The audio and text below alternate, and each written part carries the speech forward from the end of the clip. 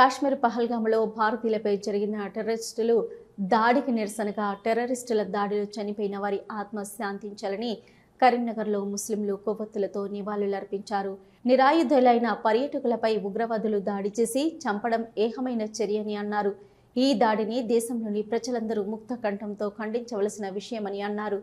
భారత్పై 1947 నుంచి పాక్ ఎందుకు టెర్రరిస్టు దాడులు చేస్తుందనే అంశంపై ప్రజామిత్ర ప్రోగ్రెసివ్ డెమోక్రటిక్ ఫ్రంట్ వ్యవస్థాపక అధ్యక్షులు కొరివి వేణుగోపాల్ వివరించారు.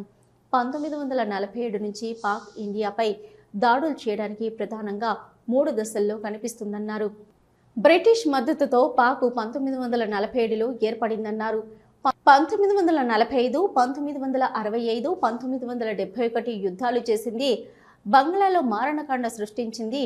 1971 భారత పాకు కుట్రలను తిప్పికొడుతూనే వస్తుందన్నారు. నేరుగా కాకుండా టెర్రరిజం పేరుతో భారత్పై దాడులు చేసేందుకు కుట్రలు జరుగుతున్నాయన్నారు. భారతీయులు నిరంతరం అప్రమత్తంగా ఉండాలని అన్నారు. రాజకీయాలకు అతీతంగా అన్ని పార్టీలు దేశ రక్షణలో కలిసి రావాలని కోరారు.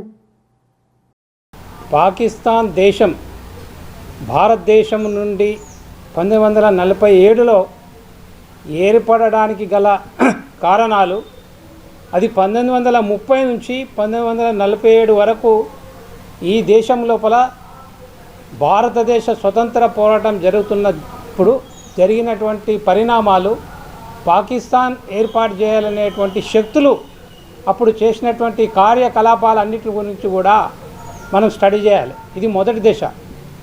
తర్వాత రెండవ దశ ఏంది? పాకిస్తాన్ ఏర్పడిన తర్వాత 1947లో అది బ్రిటిష్ ప్రభుత్వం యొక్క మద్దతుతోనే పాకిస్తాన్ డిమాండ్ అనేటువంటిది ఉద్యమము భారతదేశంలో నడిచింది. బ్రిటిష్ ప్రభుత్వం యొక్క మద్దతుతోనే పాకిస్తాన్ ఏర్పడ్డది. తర్వాత పాకిస్తాన్ ఏర్పడ్డ తర్వాత 1947 నుంచి 1971 వరకు ఏం జరిగింది? ఏర్పడ్డ ఒక నెల 15 రోజుల తర్వాతనే పాకిస్తాన్ తన ఆర్మీతోని కశ్మీర్ మీద దాడి చేసింది. ఇది 1947లో జరిగింది.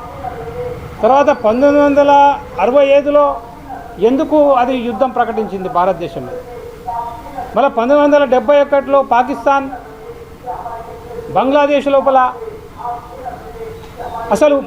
అసలు చరిత్రలో 30 లక్షల మందిని అక్కడ చంపేశారు. 3,30,30,000 చరిత్ర 30 లక్షలు అని చెప్తుంది. బంగ్లాదేశ్లను 30 లక్షల మంది పాకిస్తాన్ ఆర్మీ చంపేశారు.